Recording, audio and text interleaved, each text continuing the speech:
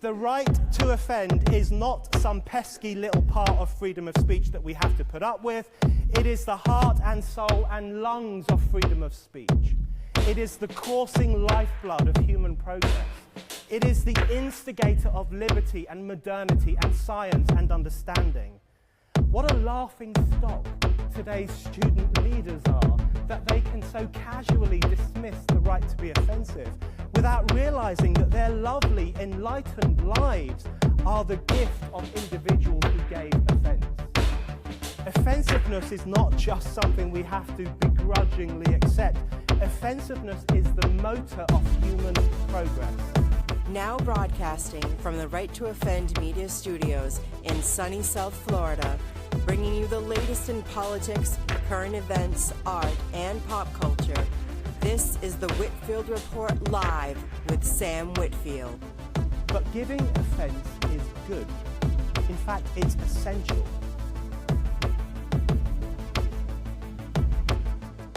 Alrighty, everyone. Good afternoon, evening, morning, whenever you're listening to this and or watching, and welcome to the Whitfield Report. Labor Day edition, I guess. Happy Labor Day if you're watching on Monday. I'm Sam Whitfield, and we've kind of been on a hiatus from the Monday show for a while. Everyone kind of being on vacation and whatnot. But as promised, we're kind of resuming the author series and interviewing. And joined today is a first-time guest on the show, but someone who has actually been on the show before. Only his episode didn't air. Grayson Sullivan is joining us. Well-regarded Pulp author from the men's adventure fiction genre. And that whole, I guess, society or whatnot that I'm affiliated with as well. And, Grayson is popping up everywhere. He's been published in Savage Realms. He's published his own novella. He's very much into the sword and sorcery genre, which I'm very excited to get into. And he's one of the biggest hype men just for other writers that I can think of. So it's an honor to have him. Grayson, welcome to the show, sir. How are you doing? I'm doing good. Thanks for having me. And that's some high praise you just laid down. I appreciate that. Yeah. Well, you deserve it. It's interesting because for the viewers at home, like Grayson and I, we talk almost every day in the Men's Adventure Fiction Discord, and yet we haven't actually talked much on the podcast, so it's thrilling to have you on and discuss things that I know we've discussed offline, but just to recant. So happy to be here. Sorry about my camera, it's glitching for some reason. I don't know what that's about, but I'm here. I mean, green screens are weird, but technology, it is what it is. Yeah. So just kind of to start off, Grayson, I guess just what is your general background for those who don't know you, and how did you get started with, both as a writer and kind of just as a reader? What's your, I guess, background as far as that whole thing goes? Well, let's start with the reader part. I really wasn't much of a reader growing up. I was a movie kind of kid and video game kid, I'd read books here and there. I read The Merry Adventures of Robin Hood or Red Wall series. I read The Hobbit, read The Lord of the Rings when I was in middle and high school. Pretty typical nerdy stuff, I guess. I was into comic books and all that. My dad grew up in the 1940s. I was born late in my dad's life. So he introduced me to all the stuff he grew up with. So I was introduced to The Shadow. He came home one day with this big case full of cassette tapes, and it was the old Orson Welles Shadow radio show. And then the Shadow movie came out in the 90s, and we watched that together. My dad introduced me to The Rocketeer, to Indiana Jones, to Star Wars. He introduced me to King Kong. He introduced me to Godzilla. He introduced me to James Bond. He introduced me to so much of this great American heroism in our fiction, right? Like Batman. My first Batman was Adam West Batman. My first Superman was the old Fleischer Studios animated Supermans, because those are what he grew up with. But then I also grew up with stuff in the 90s. So I had Batman the Animated Series, I had Power Rangers, I had The Legend of Zelda, I had all the stuff that we really loved and adored, Jurassic Park. So I Yeah. had this really cool bowl of influence in my life, I never really thought I'd be a writer. I always loved storytelling. Like, I would watch the director's commentaries on movies and listen to how they broke down their storytelling. I would watch all the behind the scenes stuff. I would study story structures because I was a theater kid too. I was really into Shakespeare when I was in high school. Committed large swaths of it to memory, even because I was just so into the idea of storytelling. So studied all this stuff growing up, loved every bit of it. Never saw myself as a writer. Tried to get into short film making, and it never happened because you need money, you need a crew, you need talent. And I'm kind of one of these people that's like, if I don't do it decently, then I'm just not going to do it. That's just my Yeah. mindset. I'm not going to produce that terrible YouTube video that everybody cringes at. Like, it needs to have some sense of quality to it if I'm going to Right. do it. It needs to come across like, yeah, I may be low budget and it may be rough around the edges, but I do know what I'm doing, at least. So tried to get into that and never did.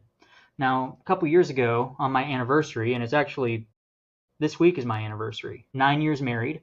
So I guess 7 years married, 2022, 6 years married, something like that. I'm bad at math. So am I. That's why I'm a writer. Yeah, yeah, that's why I'm not like an engineer making a lot of money, right? Yeah. But a couple years back, my wife and I went to Dallas. We live in Texas, or we're both Texan. I grew up Texan. We've lived all over the country, but a couple years back, we went to Dallas for our anniversary, and we went to Medieval Times, which is really cool. I'd never been. Chicken with your hands, and you drink Pepsi out of a goblet, and you watch two knights joust each other, and it's dinner theater, and pretty cool Awesome. experience. Kind of cheesy, but cool. And on the drive home, I tell my wife that I could have come up with a better story because they have like a whole story that they tell. My wife was like, "You could have, and I don't know why you don't." And I was like, "What do you mean?" She said, "I think you should start writing." So I came home, and about a month later, I had a novella written. First thing I'd ever written. I loved it, but I knew that my skill set wasn't where it needed to be. So I took a long time, about a year and a half, to just write. Wrote short stories, participated in NaNoWriMo, wrote a novel in 17 days, which is crazy to even say, but I did it. And Yeah. then I took my novella, the very first one I ever wrote, and word for word from the ground up rewrote it. And that's what I have right here. This is my first published work, The Known World of Atera, The Prisoner of Ruhak Tower.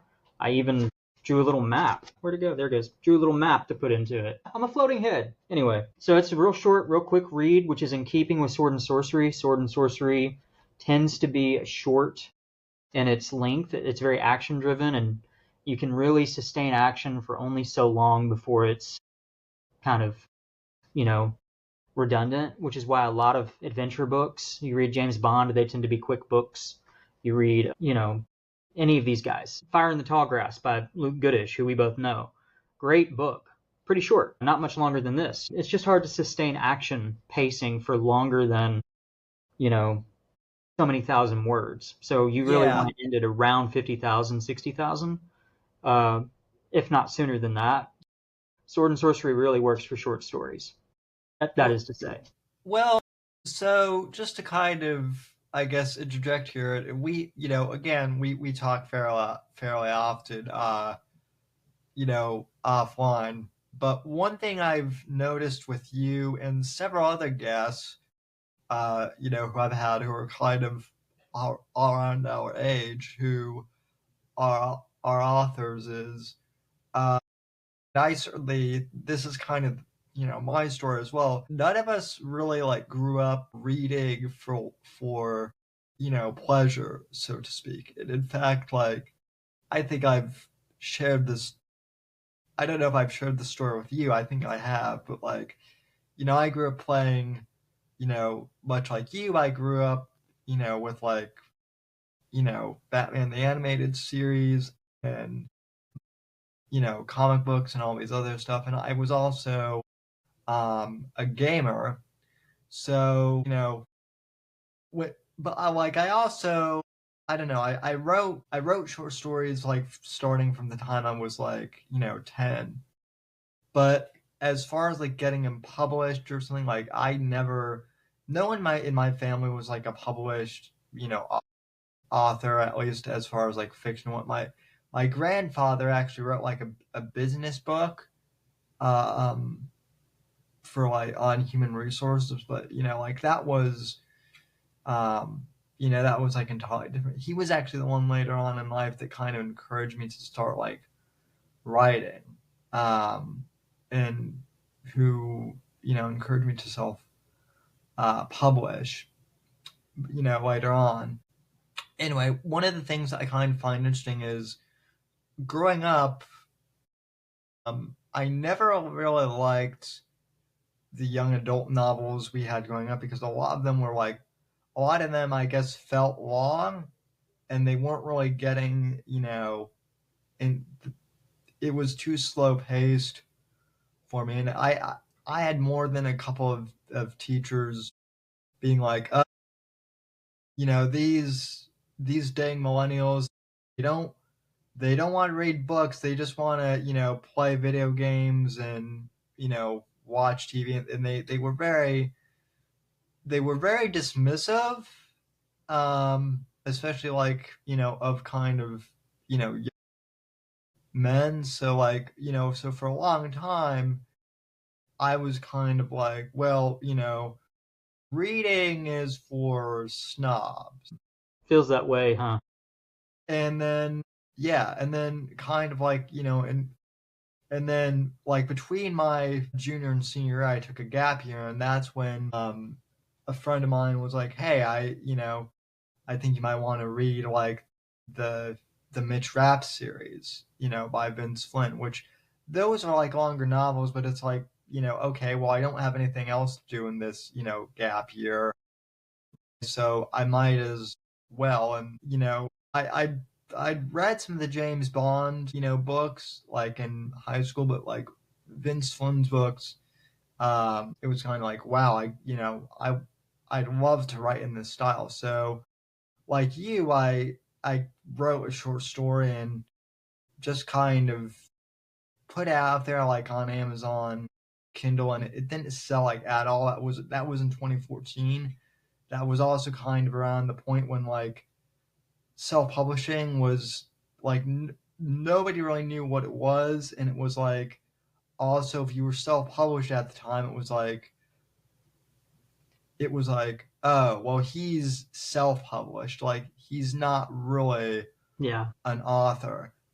And so then during college, like I was actually a technical writing major, so like I was writing for business, but I also took like a lot of creative writing classes and screenwriting in particular. And I kind of started to like, get better at like, crafting stories, crafting narrative, and, just improving everything. And then I graduated in 22, and, right after kind of COVID. And, the job market in, technical writing really was not great. Still isn't really, unless you're like a freelancer, which is what I do now. But I was kind of like, well, I'm like, again, I might as well rewrite this short story, uh, since, since I don't really have anything else to do. And I wanted to write during college, but I just didn't have,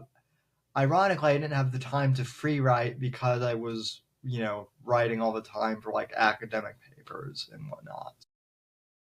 Um, I kind of just published a, I wouldn't say rough draft because it was more like a second draft, but I just kind of, put it out there, and that's Shadows of Deception, the first book, which in hindsight, like, should not have sold like well at all because there were errors, and like I hadn't like I hadn't like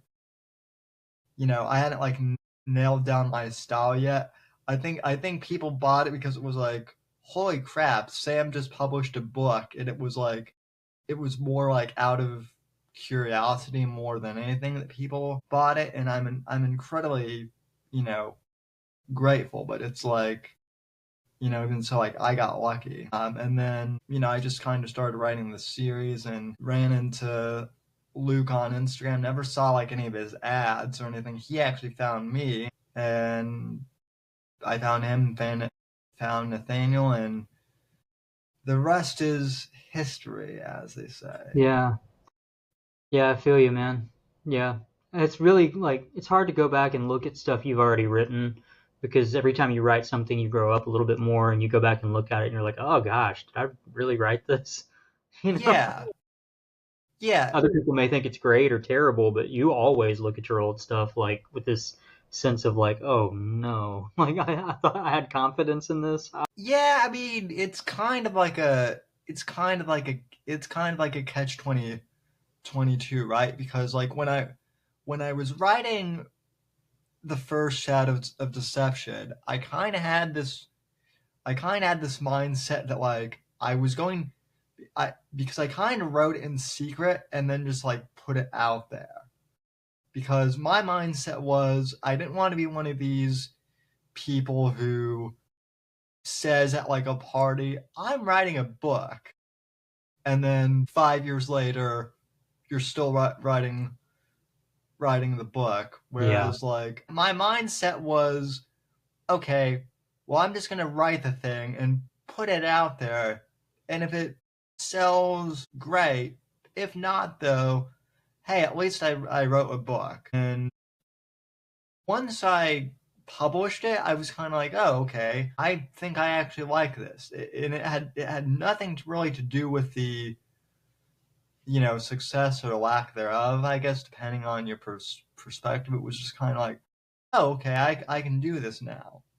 Yeah. So, and that's kind of what I kind of like try and tell some of the up and comers too. It's, even though I am still kind of up and coming myself, it's a weird parallel. But yeah. Yeah, man. I think it's important that you keep in mind, like you said, you wanted this sense of like, I did this, right? And that goes to the real question, what are we writing for? I'm never going to be Stephen King famous, so I'm never probably even going to make substantial money. So what am I writing for? And for me, the answer is for me, because I love these kinds of stories. This is what I grew up on, and frankly, Hollywood's not making the kind of movies that I want to see anymore, so I might as well write my own. The other one is, I started writing before I was a dad, but I just recently became a dad. And I want my kid one day, when he's, able to grasp and understand what a book is. I want him to walk across my living room, grab a book off the shelf and see my name on it and come to realize that his dad did something cool. So there are lots of reasons we get into writing, and if you're in it for money, you are going to be disappointed and you might be in it for the wrong reason. Yeah, definitely, for sure. Well, that kind of, begs the question too. I know one of the things I asked in kind of our last podcast that never, it got chewed up by the cloud or whatever. I'm not sure what happened, but why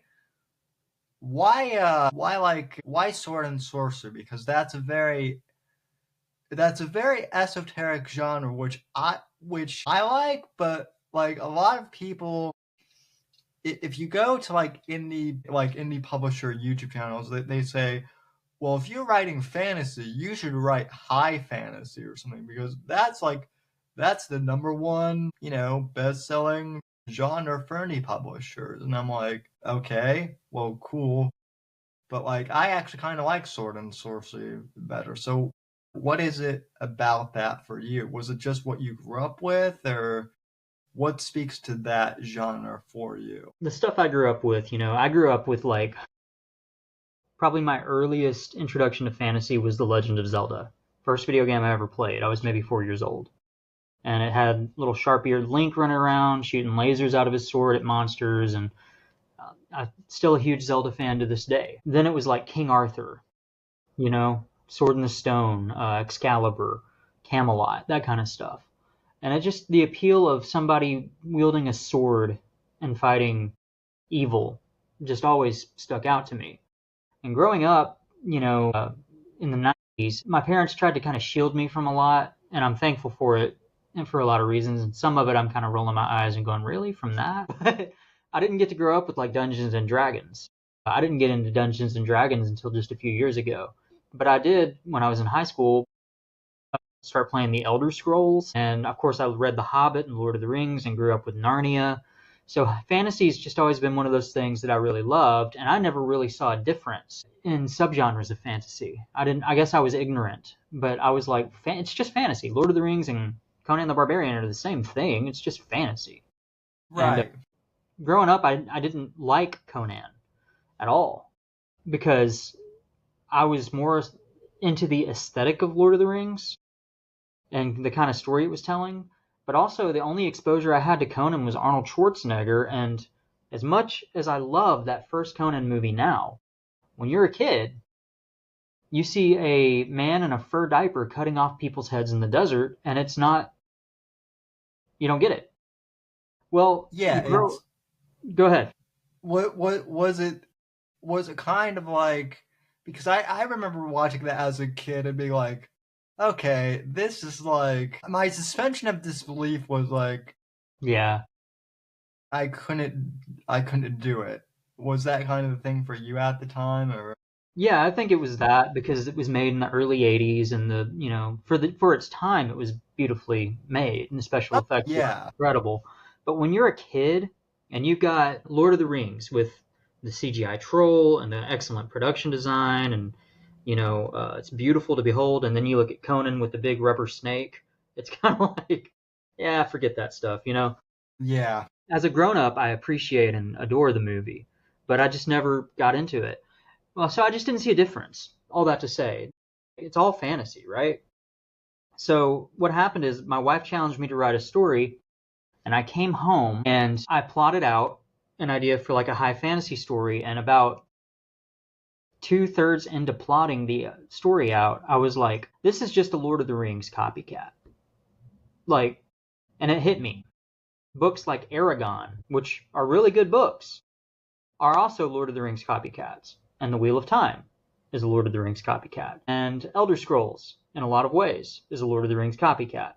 And what you get is you start to see that there's this tapestry of, yes, very high quality fantasy, but it's all really just a retelling of the Lord of the Rings.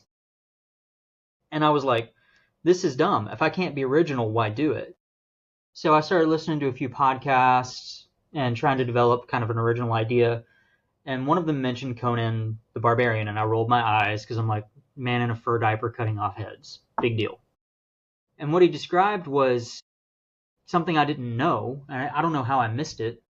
I thought that Conan was a comic book character from Marvel, and they made a movie out of the comic book character. Yeah. This guy's talking about, and I knew about the novels in the 70s, but I still thought it was originated in the comics.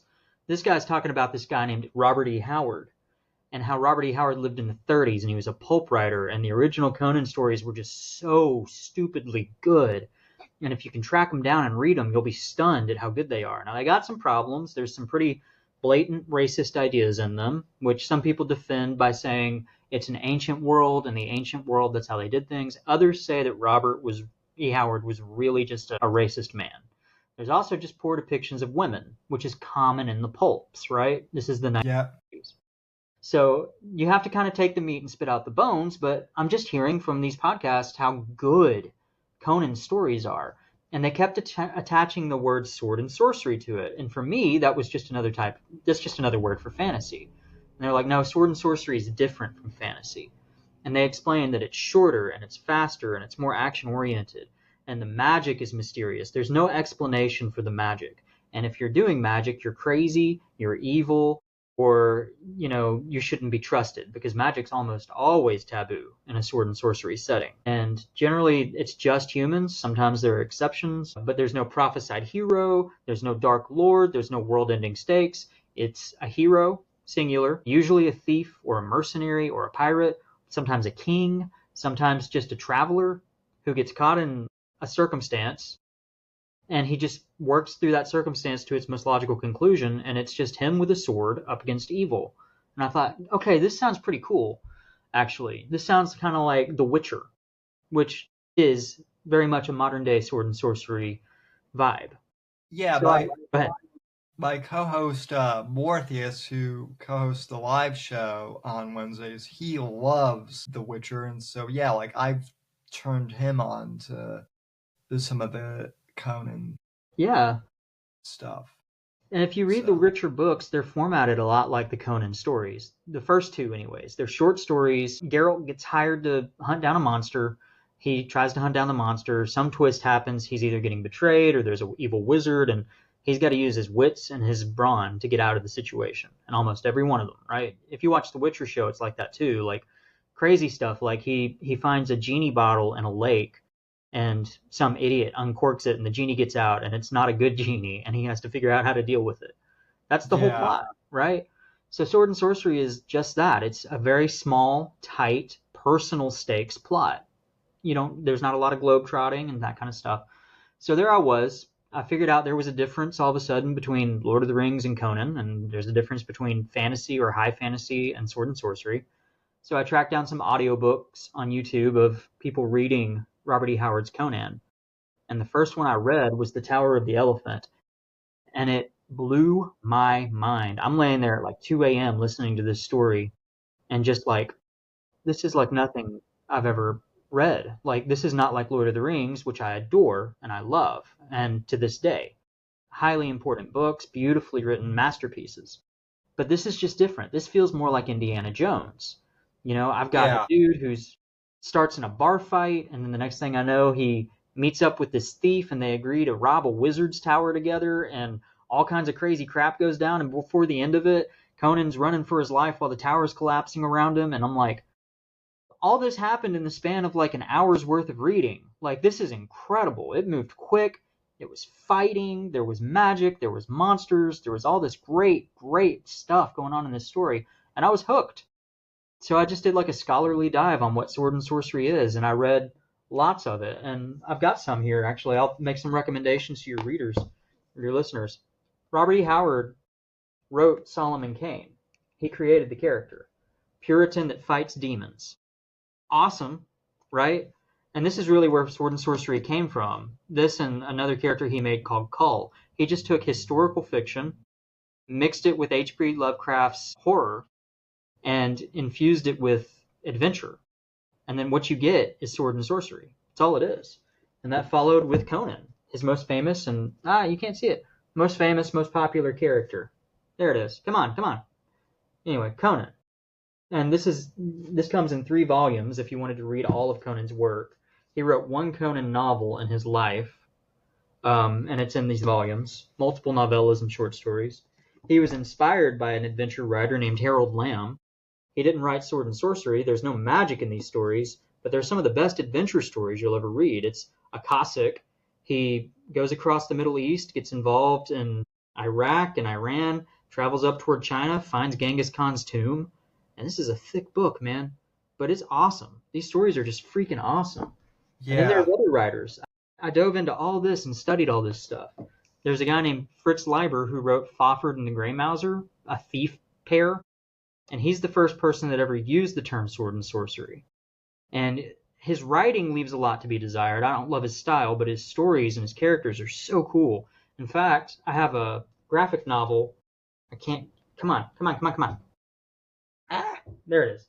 Mike Mignola did the artwork. If you know Hellboy, the guy that did Hellboy did the artwork for this graphic novel, and he very faithfully adapts a bunch of the Fafhrd and Grey Mouser stories. And they're just thrilling. It's just adventure stuff. It's just people. One of my favorite stories in here is they're traveling somewhere and they hear this howling, and the next morning one of them wakes up and his friend is gone and there's a tower off in the distance. He goes to the tower, and the tower is like this weird portal between the land of the living and the land of the dead, so he has to traverse into the land of the dead to get his friend back. It's like the coolest thing ever. So I'm like, you don't get that kind of stuff with Lord of the Rings or with Narnia, which, again, they're amazing. You just don't get that sense of high adventure and excitement. You get a sense of beautiful poetry, excellent world building, incredible noble characters. You get a lot of allegory, a lot of lessons on the nature of the world and right and wrong. But you don't get that Indiana Jones running from a boulder because the little golden idol set off a trap. You don't get that Right. from high fantasy, but you do from Sword and Sorcery. So that's what inspired me to get into Sword and Sorcery. And I've published several on my Substack, a couple of Sword and Sorcery-ish stories. I have one that I put in like an ancient Greek setting, fictionalized. I've got dozens and dozens of stories sitting on my hard drive and a Sword and Sorcery novel, which hasn't been published. But I do have my novella, which is free, or it's available on Amazon. I've also been published, like you said, in Savage Realms. I have a short story in here that's Sword and Sorcery. It's just my jam. I don't know what to say. It does it for me. It scratches that itch. It's not. Yeah. I can totally relate. Yeah, and I mean, I'm really, as we're discussing, like I can notice, like I've noticed like a lot of parallels between kind of your genre with Sword and Sorcery and mine kind of with the political, thriller genre. I read like Tom Clancy, I think once in high school. I was kind of I liked it, but I was kind of like, I was like, oh man, I'll never be able to write a political thriller like this if I ever write one, because those books are, the original Clancy books are like 800 pages, you know, like they're tomes, and so in my mind, I thought that I just thought that, well, that's how thrillers are. Yeah. So they're so they're so detailed, and they have to be because of all the political intrigue that they just demand that amount of depth. And then I remember my uncle my uncle who has since passed. He was the one who, like I said, I was a big Bond fan growing up, but it really wasn't until I was like 13 that he actually recommended that I actually read, the Bond books. And I read Casino Royale, and I'm like, wow, this is way different than, movie Bond. And at the time I had read it, Daniel Craig had just become Bond too, which makes me realize now that that was 20 years ago when I first read that My book, gosh. and that's, holy crap, we're getting old, Grayson. But You're telling me, dude, I'm about to be 40 in a few years. Everything hurt. I just turned 30. But I digress. I mean, book Bond is different from movie Bond. And yeah, I mean, I know that, we've had debates over Bond's, character in the, in the Discord and whatnot. Yeah, some good debate about it. Yeah. What I find interesting though is in doing research about Ian Fleming and doing research about, you know, some of the characters who I guess influenced James Bond. Ian Fleming was was actually part of like a naval intelligence during World War II, and he was also a journalist. He wrote James Bond because he was like in his 40s, and he hadn't met you know he hadn't met a woman until later in life. He claimed that the love of his life, who was like a nurse, that she was killed on a Navy ship that I think the Germans bombed or something. Tragic. Yeah, he was very much a lonely man kind of, and so I guess that kind of influenced maybe his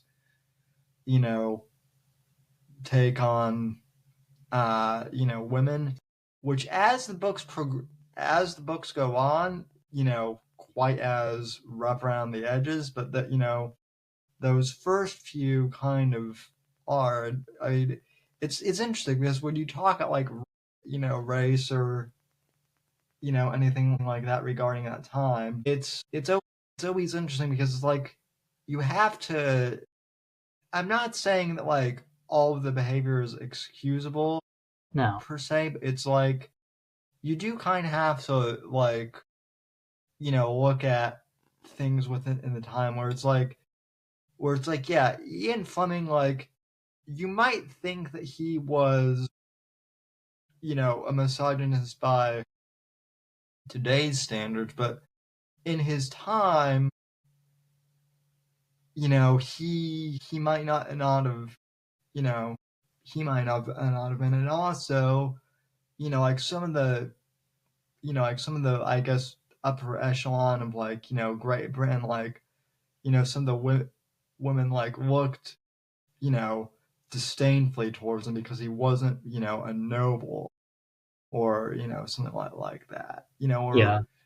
I mean, just all that sort of stuff. It was just like a different time frame, and it's like, well, these character flaws, they don't make people bad, and they don't make people good. It's just kind of, it is what it is, and people are flawed, and authors are flawed. Yeah. So My thinking, I somewhat agree about you have to understand its context. Robert E. Howard lived in Texas in the 1930s. I don't know what you expect from this man. Do you right, expect him to, do you sincerely expect a man who lived 100 years ago to measure up to our current moral ideas? Like, that's not fair. It's just not, it's not right morally in and of itself to expect that, nor is it fair. That doesn't excuse anything. The man had blind spots. Society back then had blind spots. You go back 100 years before that, there were even more blind spots. And 100 years before that, yeah, way more blind spots. So it's evidence that we've moved forward as a society, which is a good thing. And that we're standing on his shoulders to get here, which is another good thing. So it doesn't excuse, but you have to be able to look at it with some objective understanding. You also need to be able to realize that 100 years from now, people are going to look at us and go, oh my gosh, weren't they aware of what they were doing? Don't they see the harm they were causing? Don't they understand that they were mistreating people? And in our context, we're going, how? Right? right, So you have to have humility if you're going to have these discussions. So I'm sure Fleming had reasons for doing what he did. Do I agree? No. Do I appreciate the way he always wrote about women? No. Do I still like James Bond?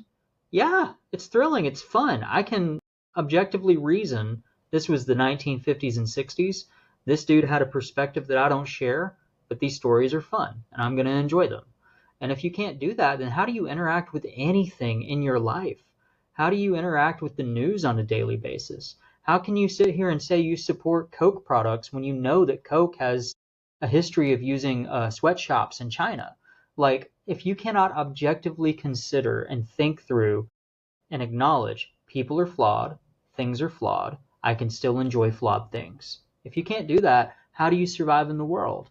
So that's my perspective on it, and I'm not mad that people get hurt over it, For a woman to read James Bond and be shocked is completely understandable.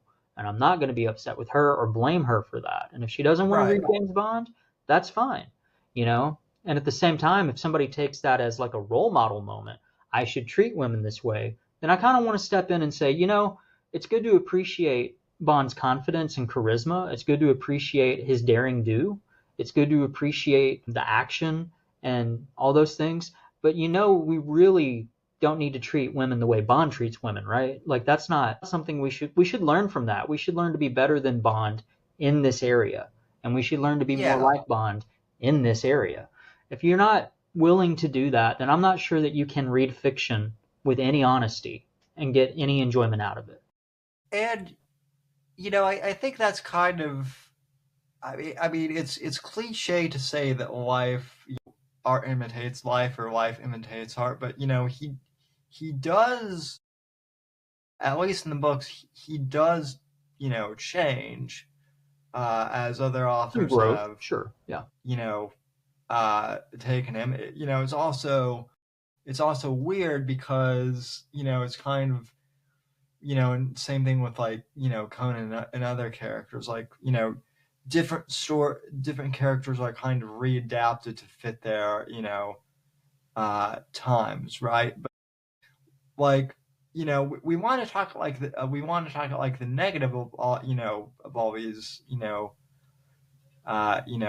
heroes, but also like, there's also like a lot of positives too. Like, one of the things that I think is really kind of, I'm not saying every show does this, but a lot of books and a lot of modern characters, they spend an inordinate amount of time like talking about their feelings, and not necessarily like in a constructive way, but it's like Yeah, they yeah, they talk about their feelings and then have a scene where they're talking how they just talked out their feelings, and it's like, well, you're just double, you're just kind of, breaking down what we already saw, yeah, or something. There's just like, what I find kind of, I guess, problematic with a lot of like Hollywood writing and a lot of like big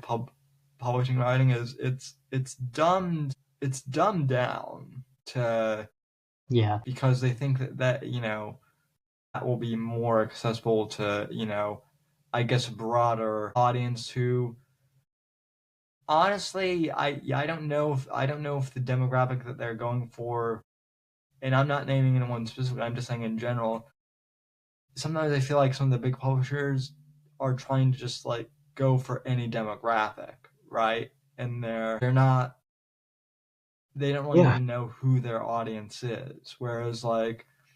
I'm not whereas like I'm not writing for everyone. I want anyone who wants to read my books to have the option. But if I'm trying to appeal to everyone, then, yeah, you know, yeah.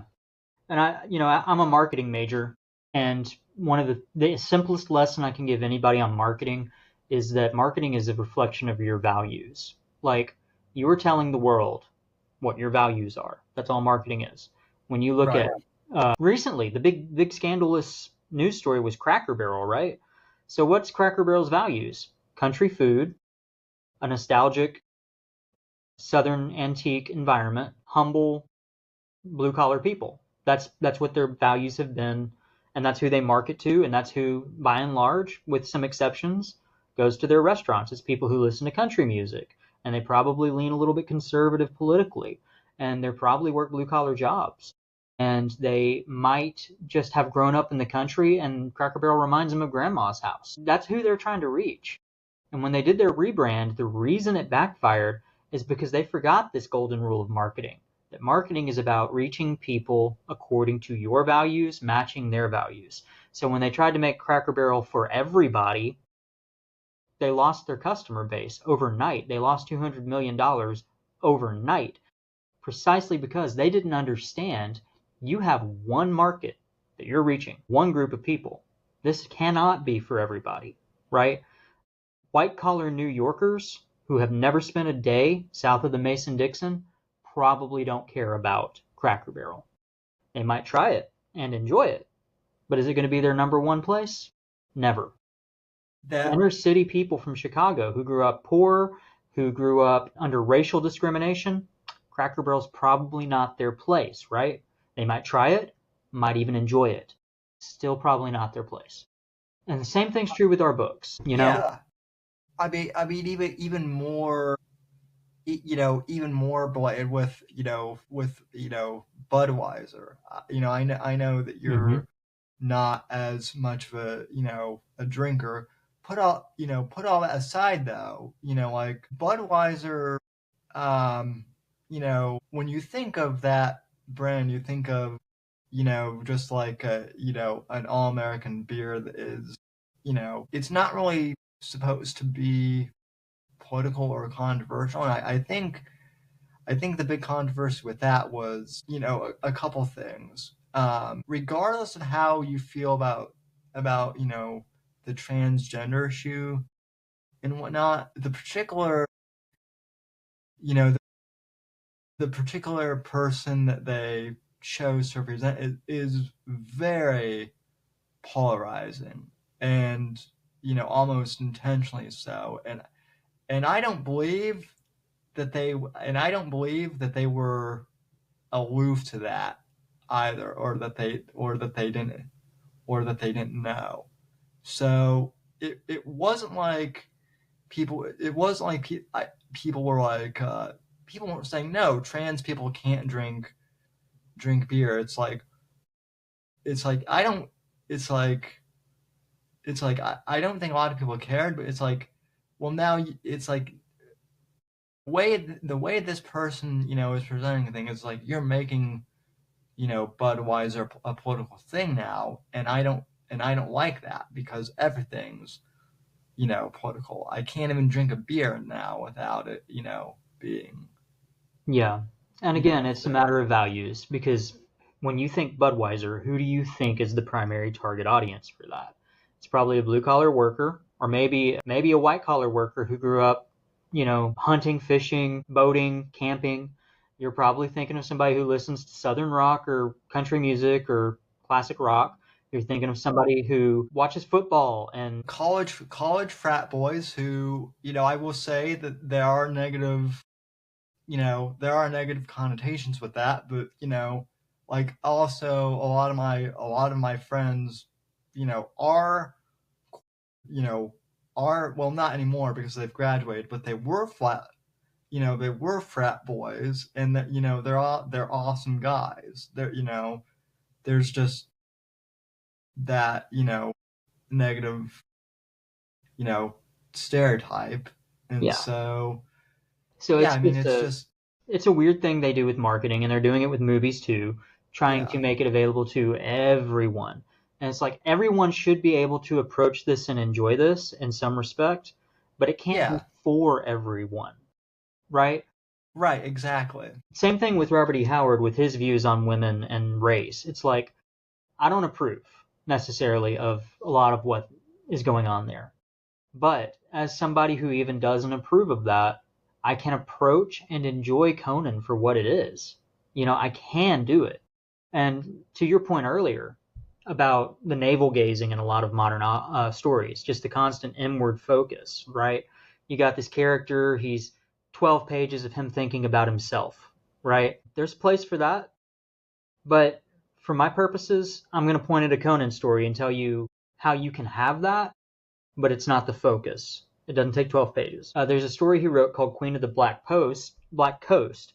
And in this story, Conan falls in love with a pirate queen in the most barbarian way ever. She raids the boat he's on. He starts cutting down people with his sword, bloodbath. Everybody's dead except Conan, and he's drenched in his enemy's bloods and holding his sword, and he's just cutting down one person after another. And this woman walks up to him and does like a mating dance. And of course he's a barbarian, so he's like, oh, he puts his sword down and they embrace, fall in love, and in true pirate barbarian fashion. And it's ridiculous to say it out loud, of course, but they spend their honeymoon looting and pillaging. And they find this old temple in this ancient city in the forest somewhere. And Conan gets a whiff of this plant that causes him to pass out. And when he wakes back up, she's dead. The pirate crew is dead. And there are monsters that did it. So he goes to kill the monsters, and he gets like in a situation where he's about to die. Chick's ghost manifests, kills the monster for Conan. And how does Conan respond? The story ends with him standing on a beach, holding her sword in his hands. He sets the boat adrift with her body on it and lights it aflame, and he has his moment of, that was the love of my life, and I've lost her. Not 12 pages of thinking about himself. One moment where Conan is vulnerable, which is rare for Conan. Right. Where he's emotional, where he is thinking of someone other than himself, which is the love of his life that just died and he lost. He thought he found what he was looking for, and it's gone. And now we have more motivation for Conan to move on and keep telling us more exciting stories, because he's like, that's where his story should have ended. I found my one and only, but she's gone. No more looting and pillaging, I'm going to go do this now. And I think in the stories, he doesn't even take a queen until he's like 50 years old, because he has other women that he is in and out with. The dude's totally into that. It's just that this is the one that captured his heart until much, much later in life. And you get that moment You get that moment of self-reflection, of introspection, where he's wounded and vulnerable. But it didn't take 12 pages of just self-involvement to get there, right? Right. So I think that there's a lot to be said about being succinct, being quick, being honest, but being expedient and remembering who you're writing to. Because this was the Pulps. This is a guy that just got out of the factory covered in dust. He's got 30 minutes before he goes to bed. He wants to read a story. He reads Queen of the Black Coast. So it's all about just knowing who you're trying to reach and giving them what they need.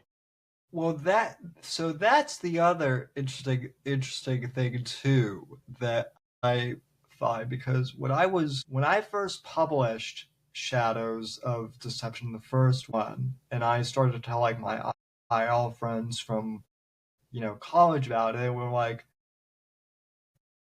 were like, dude, that's awesome, but I'm probably not gonna read it.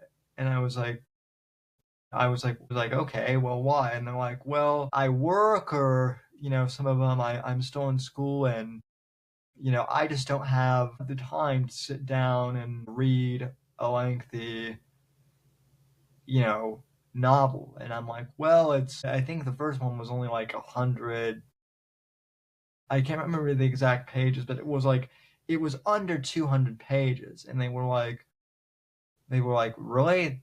You can do that? So I kind of started to introduce them to the Pulp, to kind of that whole thing. And Frank Theodet and I actually talked about this when he was on here. I think one of the things I find interesting is the Pulps are kind of making a resurgence for us, particularly with men who, like I mentioned, we were kind of bullied by the snobby teachers who thought that who think that literature equals some 500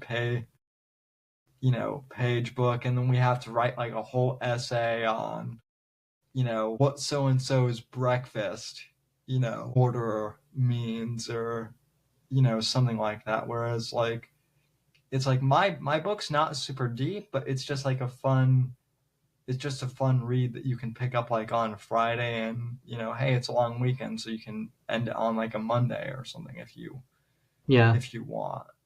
Which is valuable for me because I'm a dad.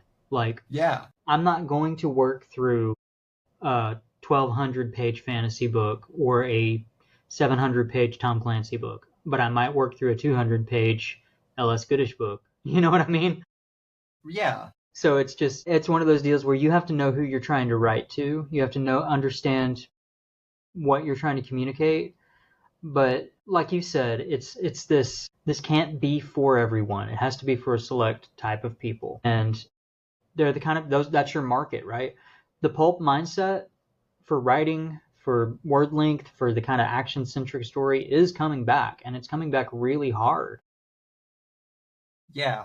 With it is Sword and Sorcery coming back. Sword and Sorcery has been trying to make a resurgence for years and years.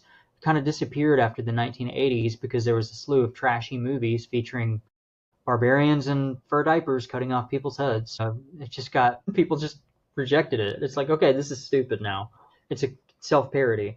But it's trying to make its comeback. All these old forms of storytelling are trying to make a comeback. And it's because we've been spoon-fed the same stale cracker over and over and over again. It's like, oh, another Lord of the Rings copy. Oh, another Tom Clancy ripoff. Okay, here we go with another Executioner ripoff. All right, I get it. It's like, and it's just after a while, it's like, so can y'all do anything fresh? And their idea of doing something fresh is, well, let's just disrupt their, let's just do something completely off the wall and bonkers. Let's make Star Wars about lesbian witches instead of Jedis.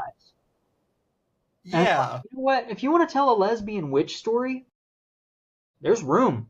You've got all the room. You even have an audience for it. But you took a property that was familiar and comfortable for its fan base, and you did something with it that you knew would be controversial and polarizing, and you did it anyway. So we're just being fed either let's take it and twist it and make it unrecognizable, or let's just rinse and repeat and throw the same thing at you over and over. I think that's one of the Pulp stories are coming back because they're simple, they're fun, they're focused, and you're not going to get this sense of you took my toy and you ruined it. What's funny though too is like I was talking about this with a friend just today. So it's funny you mentioned the executioner too, because the executioner Jake Widmer is the one who, like, I had known about the executioner again from my uncle, and then I kind of forgot about him, and then Jake reminded me of him. The funny thing about the executioner, and same thing with, like, Robbie Howard, is there are all these kind of expanded universes, with the pulps, too, where like other characters cross over and whatnot, much like comic books, right? That's kind of where comics took that route from. But now we have, I mean, I hate to say it because it's kind of, I feel like kind of trashing comic book movies has now kind of become cliche. Marvel, and DC to a certain extent, everything has to connect. Everything has to be like a spin-off to set something else up. Nothing can be its own story. And one of the nicest things that someone said to me is that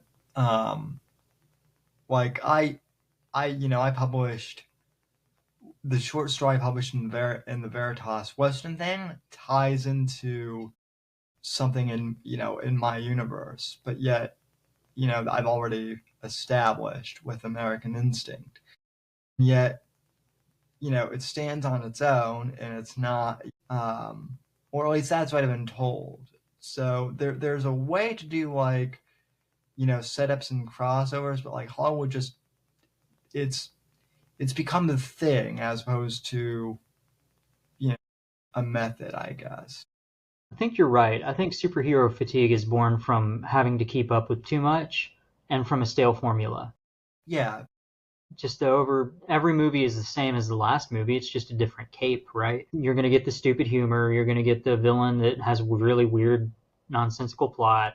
You're going to get some sort of theatrics and then rinse and repeat. And it has to be connected to this one. You won't understand this movie if you didn't see this movie. And it's just like a spider web of... Yeah, which that's like the hardest one. I shouldn't have to watch like every single thing to, and so like that's why in some of my books, like even if I'm referencing something else, in previous books, I don't know that someone has read all the previous books, so I try to very quickly reference something that happened previously in a way that will, it might not rehash it directly, but it'll give the reader enough info to know why something in the past is relevant. And then if they want to go back and, read it or whatever, it makes, more sense. They're not going to be overly, confused. One of the things I love, and Conan does this, and a lot of the sword and sorcery stories do this, and it's something that with some of my stories I'm trying to achieve, is the episodic story format, as opposed to an ongoing narrative, right? Yes. There's place for an ongoing narrative. But if you go back, let's talk about Batman in the animated series one more time. You look at Batman the animated series, what's your favorite episode? And that tells you the story of episodic storytelling. It's not just that you're getting this ongoing arc, it's that you have one singular adventure that you love more than the others. And for me, that would be, I guess, Christmas with the Joker is the episode where the Joker takes over the observatory at Christmas. Like, Batman's fighting like little toy soldiers and stuff. Yeah. But it's like, let's move on to another one, the Clock King, the villain of the week structure. This is Batman, same setting, roughly the same time period. You're getting, when you put them all together, you're getting a sort of grand story narrative, but they're singular adventures. It has a beginning, middle, and end in one story at a time. And that is, for me, the ideal way to tell a story. You can connect it to what came before, and you can foreshadow what's yet to come. But that's not the point. This episode's about this episode, right? Yeah. And when you watch them all in sequence, you get that sense of narrative, character growth, and story development. But if you watch them just as an episode, you still get a full, complete story that's perfectly enjoyable all by itself. You can't do that with Game of Thrones. You ask somebody, what's your favorite episode of Game of Thrones? And they're going to go, oh. But if you ask them what their favorite episode of Batman the Animated Series is, they know immediately because they watched it. They remember that story. That's their favorite one. That's the one they had the most fun with. Yeah. I think episodic storytelling should make a comeback.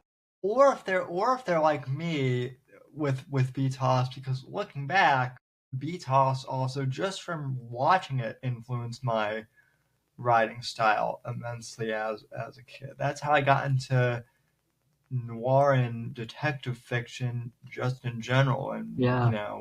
femme fatales and whatnot, all things that I kind of have evolved and whatnot. But to answer your question specifically with that, like, there are so many episodes, but I think possibly my favorite episode is, looking back now, is Mad Love, which is one of the with Harley Quinn, which is one of the later episodes, but like that's one where it's a self-contained story, but it also goes into the history of the Joker and Harley Quinn, and really how abusive the Joker is. Well, also, like, Harley's not, that great of a character. Right? I hate this retcon they've tried to do, where like they've tried to make her like an anti-hero, and they've also bizarrely, I always know when I'm talking to like a Gen Z or a Gen Alpha who hasn't watched BTOS, because they'll say something like, Joker and Harley Quinn are hashtag couple goals, and it's like, no, they're not. Yeah, clear, they're a horribly psychotic, codependent relationship, and that's one of the reasons I don't think they should have ever broken them up and made Harley independent, because it's like they can't function without the other.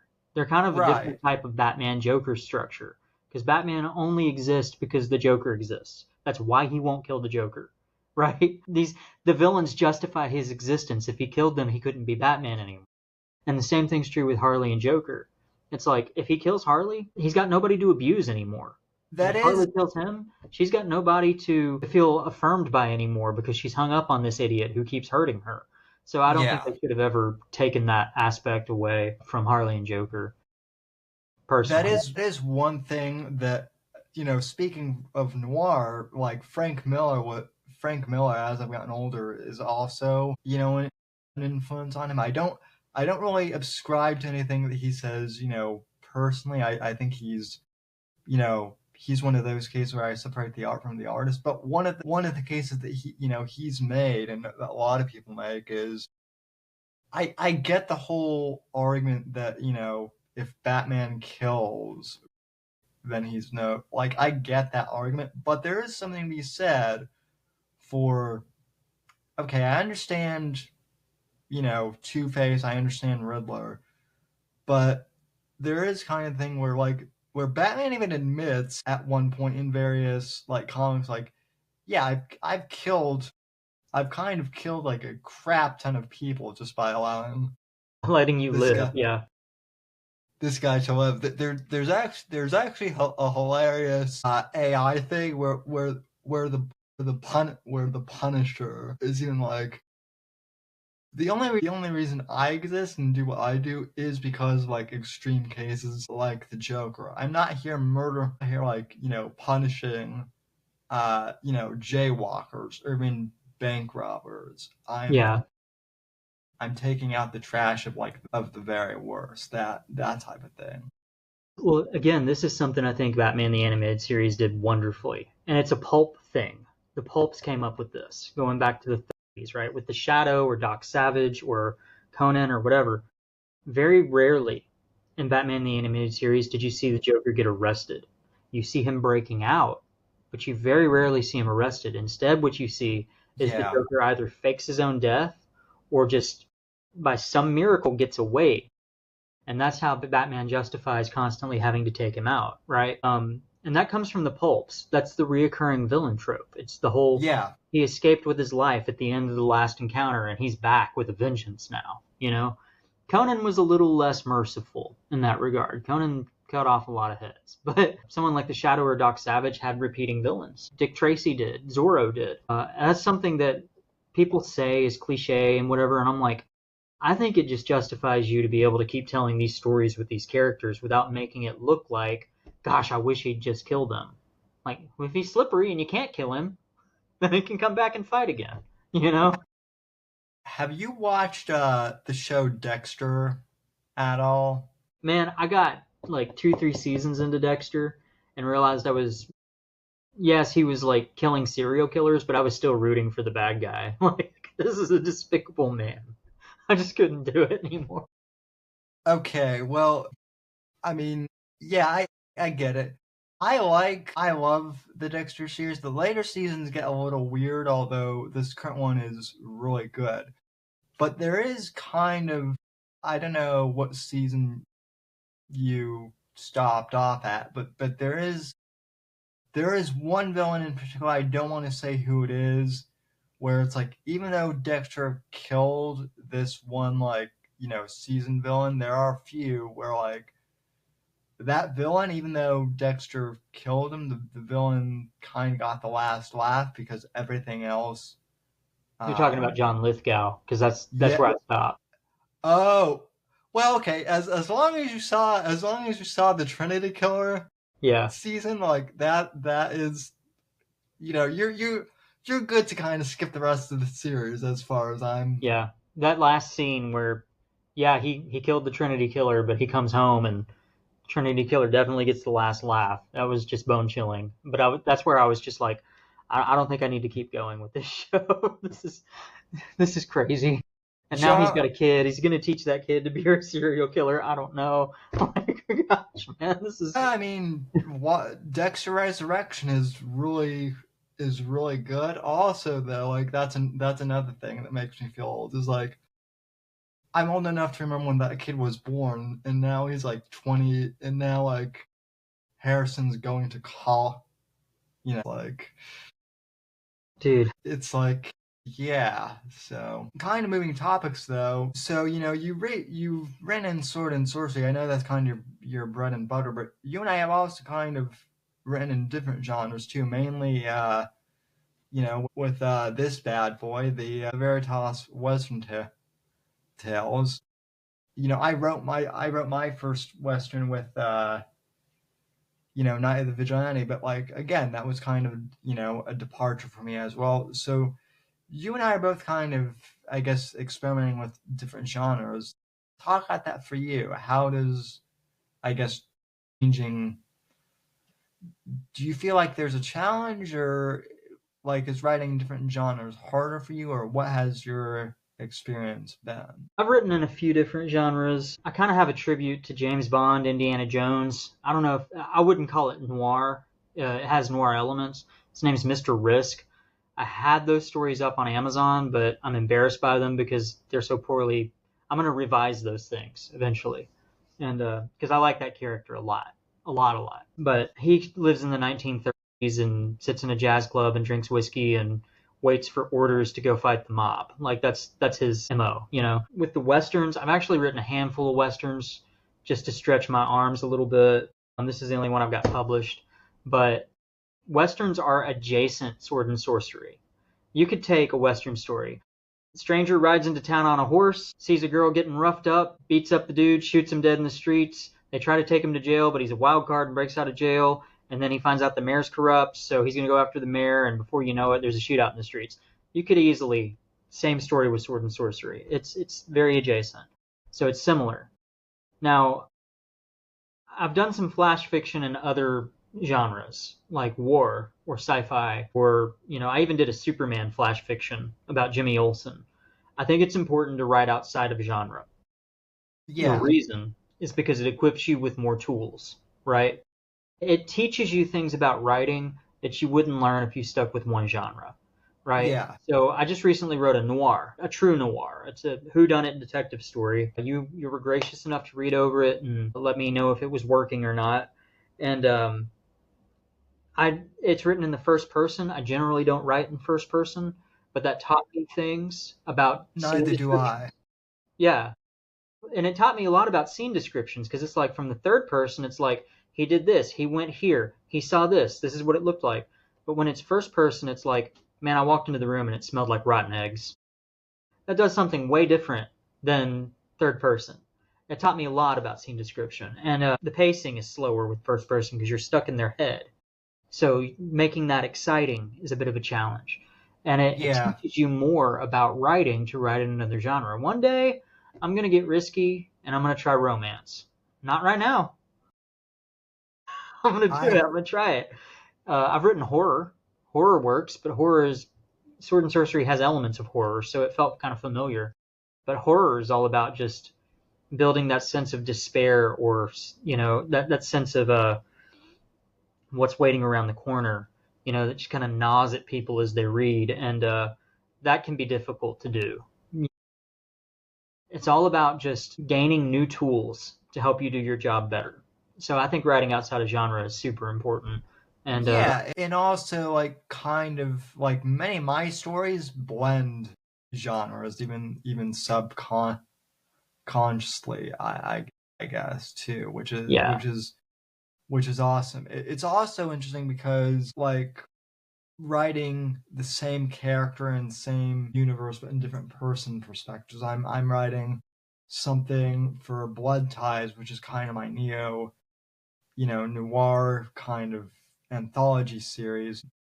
I'm writing one character right now. I've written stories for him where it's in the third person, right? But now I'm writing him from a first person perspective just to get inside that character's head a little more and kind of like what the audience see what that character is thinking. So always interesting. So yeah, I think it's just important. And I know I'm a Sword and Sorcery writer, but I don't want to be known solely as a Sword and Sorcery writer. I'd rather be just adventure writer. But Sword and Sorcery is yeah, really my avenue. You know what I mean? If that makes sense. That's the thing I want yeah, to probably focus on the most. yeah. No, totally. My mindset is like I guess the thriller genre in particular. That's kind of like what I'm known for. But I'm not afraid to jump into other genres as well and see you know what goes. Like I was really kind of surprised that when I wrote Night of the Vigilante, my first western, it's a quasi thriller slash western, so it ties into my universe. And I was kind of like well, I'm not sure how this is going to sell, but I'm going to put it out, and you know, it's just there. It's now, ever since I published it, like earlier this year, it's like been the book that has like made the most money since I first started like publishing. I have no idea how or why, but like it's sold well, and I'm happy. You know, am I going to pivot entirely? No, but like I think I'm changing up the genre and having like multiple genres that you write in and sometimes publish in is good too, because it tells readers, well, even if you don't like this genre, you might still like this author because they also write in this genre. Yeah, yeah. I've never written sci-fi. I really don't have a vested interest in sci-fi. Maybe if it was kind of like Halo, like an action sci-fi. One day I'll probably experiment with that though, because military sci-fi is a really big seller. Like people might want to try it, you know? If you don't like my fantasy, Yeah, sci-fi. I don't know. I I I love reading sci-fi. The thing of it is like a lot of stuff that I would have written like in middle school that was sci-fi then is actually like reality Yeah. now. Yeah, we have AI and face like what we're doing right now was impossible when I was a kid. What's interesting is I went over like some of my notes for like when I wrote the first like initial draft of like John Ryder uses like an AI supercomputer to you know like locate information on bad to like hack into foreign databases or something like in the initial draft like of this is back in 2016. I have it scratched out and I have like nah, too science fiction. Fast forward to like 2023.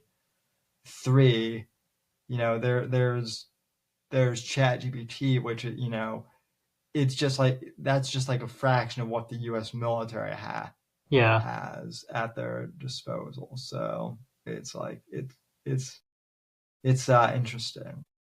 yeah, I feel you. It's hard. Sci-fi has always been hard. There's always more of a political commentary to sci-fi too, or a social commentary. Like you take Yeah, Planet of the Apes, it's like evolution versus religion, or Logan's Run, like dystopian tyranny, that kind of thing. Hunger Games. There's always that element to it, and I'm just really bad at that stuff. So I don't know. We'll see. I mean the other thing too is when you're ready to write it, you'll know. Once you are like you'll be good at it. I never approach anything if I don't feel like I can't, you know, if I'm not in the right mindset to write it. But once I am, like, I'm usually good to go. I guess another question that I always like to ask guests is, what would you say your biggest success is as a writer, and then like, what's your biggest man? This sucks, or this is a challenge. I don't know. I feel really happy and successful having been published, not just self-published, but having my work pass through an editor screening and make it. That's very affirming. Like an editor somewhere thinks that my work was worth publishing. That's super affirming for me. And hearing back from people like somebody in the Discord, one of the girls in the Discord read my novella. And the best thing she said was just, I wish it had lasted longer because I was having so much fun. And Yeah, I'm like, that's what you want. You want people to, be sad that it's over because it was so much fun. My biggest struggle, the thing that I feel like biggest letdown last year, I started work on a 30,000 word novella set in the modern day featuring dinosaurs, kind of a cool modern take on the Lost World.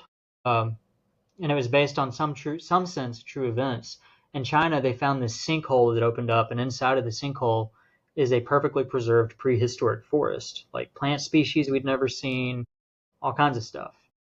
And I thought, what if that happened all over the world? And what if a team of researchers hired a survivalist because they've never been in an environment like that? And they go down into one of these sinkholes illegally. So there's high stakes already. Like if we get caught, we're in trouble. The government won't let anybody in here. We're in trouble. So they go down into the sinkhole to explore the forest, and once they get down there, there's dinosaurs. That's the premise. Cool premise, I think. Very cool. I'm a chapter and a half from finishing that book. I started it this time last year. I hate writing it. I hate writing it because it's modern day. I don't know what it is about me writing modern day. I prefer to write period pieces or fantasy. Something about writing modern day just bores me to tears. I can't. I hate it. I hate writing that book. I will finish it. Is it good? I don't think so. I doubt it. I have no confidence in this book at this point. I will finish it. I'll let people read it and they will decide if it's even worth daring to try and publish somewhere. But I hate it. I hate it. I hate it. I hate it. I hate it. I hate it. It's just not fun anymore. And that's the big question is if I'm not having fun doing it, why am I doing it? Right? So that's one of the biggest letdowns is you get 95% complete on a book and you just give up because it's like, I can't do this anymore. I just can't. There are other things I could be writing. yeah, I get that. I've had that's why I kind of I don't know if you know him or if you know him well, but I'm sure you know who Zach James is. Zach James. In the Discord, he gave me a piece of I wouldn't really say writing advice, but when I was talking to him about like his writing process, he told me that he's working on 2 or 3 projects at any given time to publish. And at first I'm like, this guy is nuts. But when I asked him kind of why, he's kind of like, well, I don't want to get, he's like, well, I have a lot of different interests. And sometimes I get really into, a, he's like, I really get into one project and then sometimes I hit a wall or I just get bored with it. And rather than like have writer's block or just get stuck writing that, he's like, I have 2 other topics of interest that I'm interested in that I can be working on as well. So I'm like, huh, that's interesting. So I kind of started, implementing that into my workflow. That's why like people are kind of like, man, Sam publishes a lot, like 2 or 3 times a year. That's why though, is because like, I don't just focus on one single Yeah. thing. I have different irons that kind of strike my fancy at different times. Yeah, and I've learned that if I'm frustrated with the story, I need to take a break. I'll go write a short story and come back to it. Yeah. Right now, I'm in the middle of developing a novel that I want to write, and I'm really, really, really excited about it. But being a new father means that I only have so much time. So I'm not devoting Yeah. the sort of time to it that I want to devote. And I'm eventually going to have to. I promised several weeks ago to the Discord that I was going to start drafting it. And the night that I sat down to start drafting it, my kid had like a mind meltdown, and I had to, Yeah, so and there's no tired like father tired. Dude, of course. all you do is hold him all day, and you're more exhausted than working a 12-hour shift at a factory. I don't know what it is, but it just has not gotten off the ground yet. It will eventually.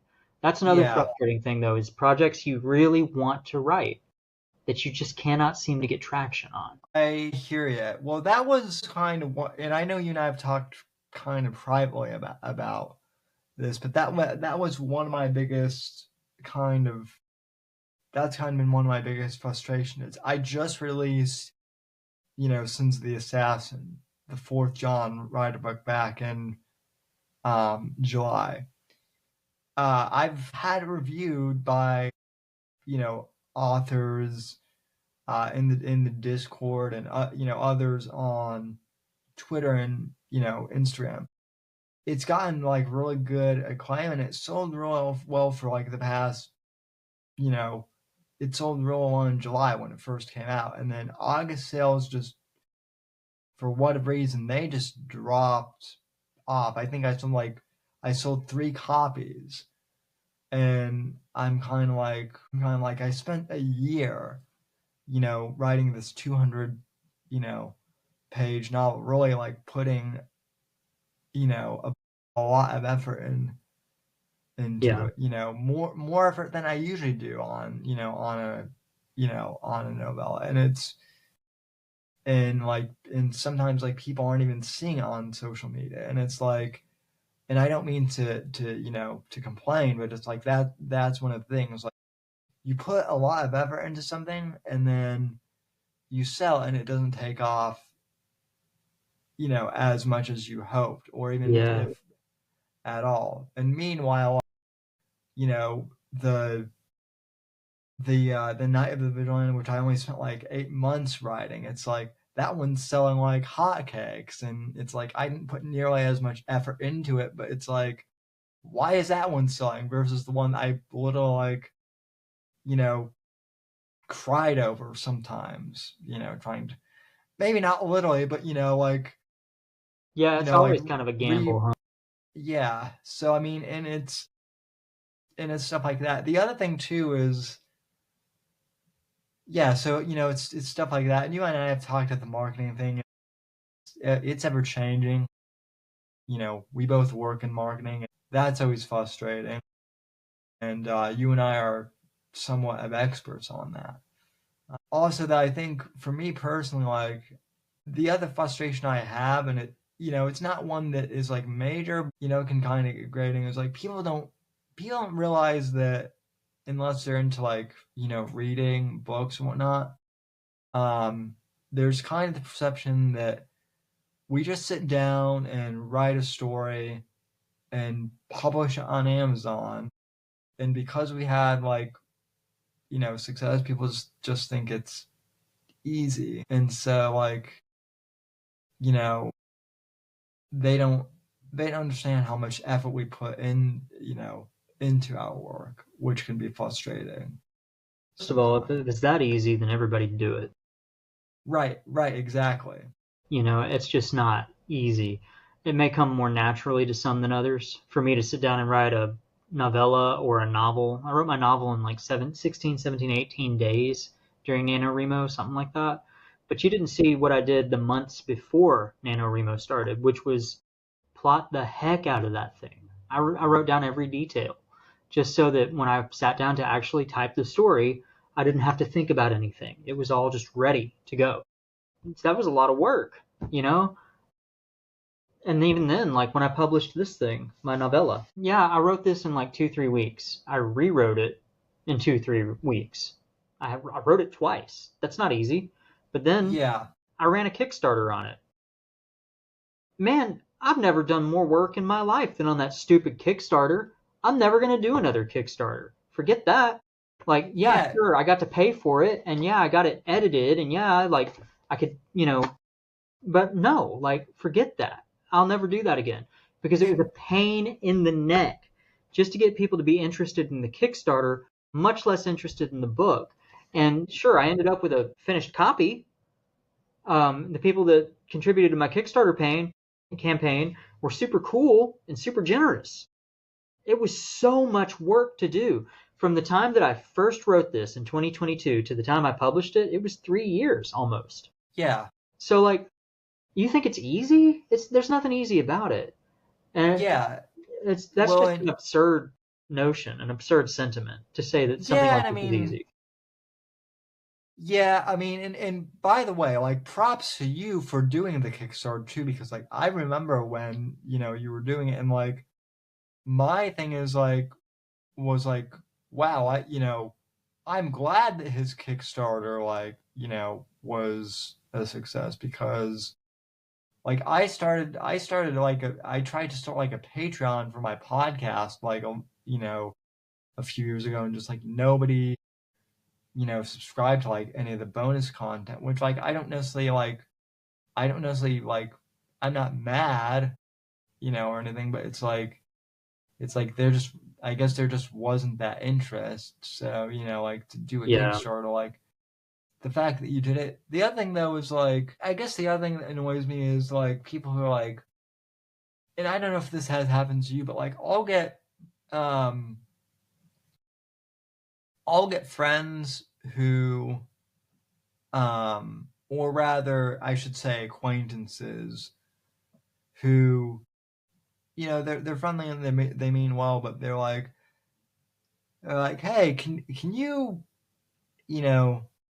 can you give me a copy? Can you like give me a copy of your book? And I'm like, sure, go on, I'm like, here's the link, or if you have a copy, I'd be happy to,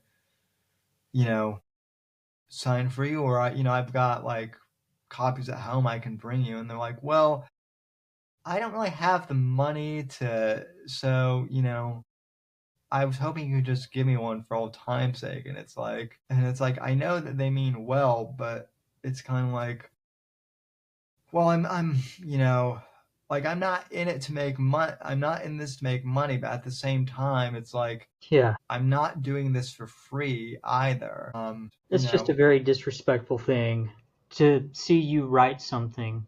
In my case, from 2022 to 2025, I've been trying to get that book out. Yeah. And I invested all that time and effort and energy and commitment to it. And you want it for free? It wasn't free for me to write this. No. Yeah, well, Well, and the other thing is like I think my books are like pretty reasonably, priced too. And I'm not the only author who goes, through this either. So this isn't just me complaining, but someone was like, you're charging $15 up from 12, and it's like, well, yeah, because inflation has gone up, and so like I don't think $15 is that much, and I'm not going to say this part out loud, but like for certain people, like I know that they spend more than $15 on coffee, on their coffee orders Yeah. every week. So it's like, you want us home. I get that you want to, that you say you want to support me, but do you really? That's why I want Yeah. to. Yeah. And then the other thing too, but like I want to let people know, because they're like, well, you get books for free all the time from authors, and it's like, well, yeah, I do, but like that's because I'm doing review, like Kyle Mills, New York Times bestseller, was on my show. He asked me if I wanted, a copy, to help like promote. I did not ask for this. He just sent it to me. But yet when his book came out, like I still bought a copy on Kindle because this was good. Check out Fade In, by the way. But like, I don't think a lot of people understand that, like, yeah, authors, the reason why we get free books is because we're like peer reviewing with each other. Yeah. Yeah. It's not, I don't just like them better than you. That's an associate, or what do you call it? I guess a collaborator. yeah, This is somebody who understands my craft, who right. is able to give me feedback. This isn't them getting a book for free. This is me getting another set of eyes on it so that they can analyze it for me. It's not the same. Yeah, and and give me a blurb if they like it, and if they don't, tell me why. Tell me why they don't. Yeah. Why they don't like it, and sometimes it's warranted criticism. Sometimes it's like they're like, yeah, this book is good, but it's not for me, so, which is fine too. Perfectly fair. But like, that's better than just than the average Joe Schmo thing. Sam just gets books for free because because these authors are nice to him. Well, it is nice that they're my friends and they are arguing, but like also it is a business thing kind of too. We're helping each other out. So and there are just a few things I just wish kind of the general public understood a little bit more, and that's one of them. Yeah, absolutely. I agree. On the flip side, the camaraderie is awesome, especially in our little corner of the internet too. Yeah, we have a really great community on the Men's Adventure Fiction Discord. I found them just by trolling YouTube and seeing the podcast and realized they had a Discord and joined in. And it's like, dude, I belong here. Like, these are my people. I've got some of these guys' phone numbers. I talk to them almost every day. And, I've gotten to meet super cool people like Brina Williamson. Awesome artist, awesome writer. I've met Luke Goodish. I've met Nathan Hummel. I met you. I met Jake. I've just met so many cool folks. And it hasn't been a toxic community. Mostly. No. We had a couple bumps in the road. A couple people came in that wanted to cause problems, and that was dealt with. But for the most part, it's just a really, really cool community that's really supportive of each other. And man, it's been a heck of a ride. I've enjoyed it immensely. The community you build as a writer is just awesome. Awesome. Yeah, it really is.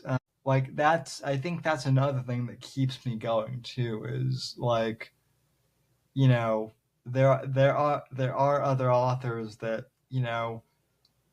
with both positives and negatives, I can at least like, talk to them like, I love this, or man, this aspect of writing is really giving me.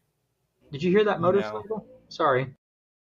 I did. I guess John Ryder's coming to, That's right. get you or He is. something. Or Probably going to get maybe, beat up. maybe or it's Brady. Maybe he's just upset at you. He drove here from Arizona? I don't think so. Me Come and on, Brady, everybody thinks we're enemies. We're not enemies. Me and Brady are tight. no, no, We just like I to know heckle you. each other. Yeah. Well, he likes to bust people's chops, so. But yeah, no, I mean it's that camaraderie that like the authors have with each other that's like really awesome. So Yeah, we have a great community on the Men's Adventure Fiction Discord, and if your listeners, viewers, whatever, if they joined it, they get to talk to us. They get to see what our community is like. It's really, really cool. Yeah. yeah, yeah, it really is. Well, what are your What are your upcoming projects? In the future. Man. Okay, so I haven't updated my Instagram in a while, but I announced it on Instagram, and I even announced it on my Substack, which I haven't updated in a while because my hands are full of spit up and diapers. I have a new cologne, man. It's called Spit Up. It's great. Smells like spoiled milk. It's all I smell like anymore. But I have a new project coming up called When Shadows Fall, which is a quote that comes out of Dante's Inferno.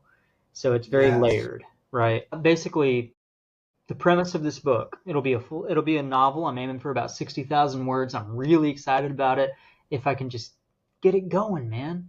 But the premise of this book, you ready for this? Yeah, let's hear it. It's like a historical fiction novel set in 1295 in medieval Italy. And we're going to take history, and we're going to take medieval theology and demonology, and we're going to treat all those tapestries with red-skinned demons and cloven-hoof demons and Dante's Inferno and Paradise Lost and all these ancient medieval perspectives on demons and the devil, and we're going to treat them hyper literally, and we're going to take our historical fiction and we're going to put those things together. So what I have is a story about a Knights Templar who's come back from the Crusades. He's living in a monastery, trying to sort through the craziness of what he experienced in the Crusade. And at some point, these red-skinned, cloven-hoofed demons are going to descend on the town. And it's going to be fast like Robert E. Howard's Conan stories. It's going to be dark, dark, dark, like dark fantasy. It's going to have like a realism to it, like historical fiction. And it's going to treat the way they saw the spiritual world in the Middle Ages like it's literal. So yeah, hell has 9 circles, and Satan's in the 9th circle, and it's icy on the 9th circle. Paradise Lost, yeah, Satan fell and he built a palace called Pandemonium in the depths of hell, and it's going to be a little bit of Faust. Satan's bound, so he sends out a Mephistopheles from Faust, and that's his ambassador on the earth. There's I found old witchcraft hunting manuals from the Middle Ages, so some of that's going to make it into the novel. We're using the Lords of Hell from a little pamphlet that got passed around in the Middle Ages called the Lanterns of Light. So like Satan has certain generals, and these are their names, and here's what they do. I'm trying to synthesize all of that into a comprehensive lore for medieval theology. And I've even read Aquinas. I've read Augustine. I've read the Rule of St. Benedict, the Rule of St. Augustine. I've read up on the Benedictine monks, the Franciscan monks. We're really bringing all the historical stuff together, even the stuff that's super bizarre, like, the sort of things that, like the way demons interacted with humans, like the way they possessed people. In the Middle Ages, all I'd have to do is tell you, Satan take you, and the devil would crawl in through your ear and you'd be possessed. Like, that kind of stuff. Bizarre to our modern eyes, but horrifying to a medieval audience. I'm taking it all, stirring it up into a big bowl, and telling a story with it as if it were factual. And what I'm really trying to do is reclaim what made that so scary for the Middle Ages, but I'm also trying to tell this really cool, high-octane, demon-slashing story at the same time. So if I can pull this off, this will be one of the coolest, most unique projects I've ever worked on that I haven't seen anything else quite like this anywhere out there. So if I can pull this off, it's going to be super cool. And I'm really hoping that it will be. So if I can pull Yeah, it off. I'm listening to you describe that, and again, like I'm not as much of a fantasy guy, as you are, but just like hearing that description, I'm like, okay, that's, that premise is something that would just grab my attention, right? I mean, yeah, like I just want to take it all hyper literally, like an actual Grim Reaper with a scythe, and he's a skeleton with a black cloak, like all of that stuff. We're going to take it That, as yeah, literally as possible and present it to you in a way that's believable. And that is awesome. Well, I know people are going to hear this, so I don't really, I would probably announce it anyway, but right now I'm kind of working on like an alternate history thing for Shadows of Deception. I'm actually I'm going to submit this to Veritas actually. But John Ryder, my main character, he comes from a line of you know Navy SEALs, and his dad has been referenced in the books, but his dad is also in the current timeline. His dad is dead, but his kind of these older Vietnam veterans and Cold Warriors are in the current books kind of as old men. But now I'm going back to kind of the 1980s, and specifically I'm going back to 1981, immediately after President Reagan's assassination you're attempt. killing Reagan. No, I'm not. I'm not necessarily killing him, but what I am doing is, after the Trump assassination attempt, I'll kind of be a behind the scenes thing. People started to really draw parallels, understandably, to the Reagan assassination attempt, and there was a conspiracy theory out there that well, I wouldn't really say it was even like a conspiracy theory in the way that we think, the way, but there were concerns, understandably, because of the height of the Cold War, that the Soviets, who did have like an illegal program, like it's it's been declassified that we had KGB people in the country in the Cold War. So what if this was actually a Soviet plot? And Okay. what if so Reagan, even though he does survive, he approaches James Ryder, the father, and is like, we're going to tell people that Hinckley was the one, and he kind of might have been, but I'm gonna dive into the Soviet kind of theory that they may have been responsible. We're gonna get into MK Ultra, secret societies, kind of the whole deep state thing before it became a conspiracy. That sounds exciting, man. I dig it. So I like yeah, alternate history stuff. I think that's yeah. Well, the other thing too is I like, the one thing that I guess I like kind of about like writing in the 1980s, specifically that time period, is it's modern enough to where we have kind of, I guess, primitive computers back then. It's not like there's not like an over reliance versus now it's like so and so can just hack into this computer terminal, and it's like it's more like cloak and dagger. There's not as much cyber warfare as a convenient plot point. So I feel you. plus the 80s is just awesome as a time period. So We really don't have enough but 80s stuff, do we? not as much. Although Call of Duty Cold War was pretty cool a few years ago. I remember that. We had Wonder Woman do the 80s thing, but that was that was whatever. Yeah, and that had such potential to be good too. It really did. It had strong potential, but squandered. Yeah, and I'm not even mad at Gal Gadot. She did good. I think everyone who was in the movie did okay. It was just the writing was. Yeah. It needed another pass for sure. Yeah. But anyway, man, well, thanks for coming on, and where can people, find you and chat you up? You can find me on Instagram, GDS Storyteller. You can find me on Substack, Grayson D. Sullivan Storyteller. You can find me on the Men's Adventure Fiction Discord. Yeah, and, the other thing, too, is we're going to be, you're the one who's kind of getting me into, role-playing tabletop, so that We'll be should doing a D&D session sometime, yeah.